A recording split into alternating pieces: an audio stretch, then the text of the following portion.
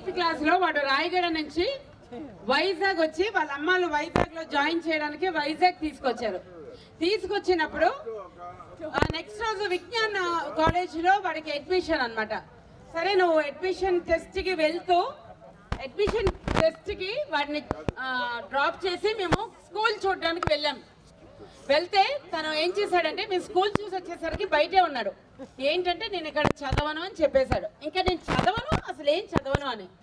సరే అప్పుడు ఎప్పుడు కూడా వాళ్ళ అమ్మ నాన్న కోపడరు, బట్ మా బావ నా దగ్గరకు వచ్చి కొంచెం బాధపడ్డాడు. ఎలాగో నేను చదవలేను, వాళ్ళని చదివిస్తా అన్నా కూడా వాళ్ళు చదవట్లేదు అది ఇదని.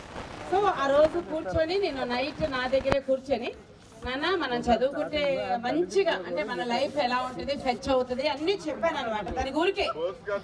నెక్స్ట్ రోజు మార్నింగ్ ఆంటీ నేను వెళ్ళిపోతాను అన్నాడు.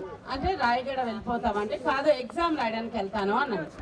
ఓకే ఎగ్జామ్ రాస్తావు కదా, రాశాక నువ్వు ఏమవుతావు అంటే డాక్టర్ అన్నాడు. సరే నువ్వు డాక్టర్ అయితే నా పేరు పెట్టాలి నీ హాస్పిటల్కి అని నేను చాలా క్యాజువల్గా అన్నాను.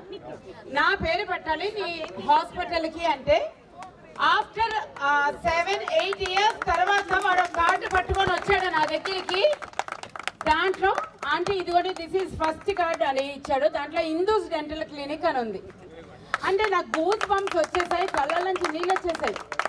మా హస్బెండ్ చాలా సార్లు చెప్పారు ఎందుకు నువ్వు ఎస్ఎస్ అని సునీత అని అమ్మ పేరో లేకపోతే మీ నాన్నది రెండు కలిసి వచ్చేలాగా ఎస్ పేరో ఎస్ఎస్ ఏదో పెట్టుకోండి అంటే నేను ఎప్పుడో ఆంటీకి మాట ఇచ్చాను అని మాట తిప్పని మనిషి వాడు నా పెద్ద కొడుకు. అంతే నేను అప్పుడే ఫిక్స్ అయిపోయాను. అండ్ నిజంగా అసలు అవసరమే లేదు, అంత మాట నిలబెట్టుకోవాల్సిన అవసరం లేదు, అసలు అంత గుర్తు పెట్టుకునే అవకాశం కూడా ఉండదు సాధారణంగా. అంత చిన్న ఏజ్ లో వాడంతా గుర్తు పెట్టుకొని నాకు అంత లైక్ క్రెడిబిలిటీ ఇచ్చి నన్ను గౌరవించాడు. అది ఈ రోజు నన్ను ఈ ఎన్టీఆర్ హెల్త్ సర్వీసెస్ పక్కన నా ఫోటో పెట్టాడు. రాజశేఖర్ రెడ్డి ఒకేపు, ఎన్టీఆర్ గారు ఒకేపు, మధ్యలో నా పేరు ఉంటుంది. I feel very very happy and నేను అదొక ప్రివిలేజ్ లాగా ఫీల్ అవుతున్నాను. థ్యాంక్ యూ సో మచ్ నాన్న and love you so much. ఎప్పటికీ మన రిలేషన్షిప్ ఇలాగే ఉండాలి.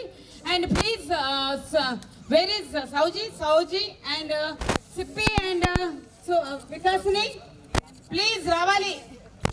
అండ్ మీ అందరికీ చెప్తున్నాను నిజంగా ఇందాక కపిల్ చెప్పినట్టు ఇది ఒక బ్యూటిఫుల్ ఫ్యామిలీ.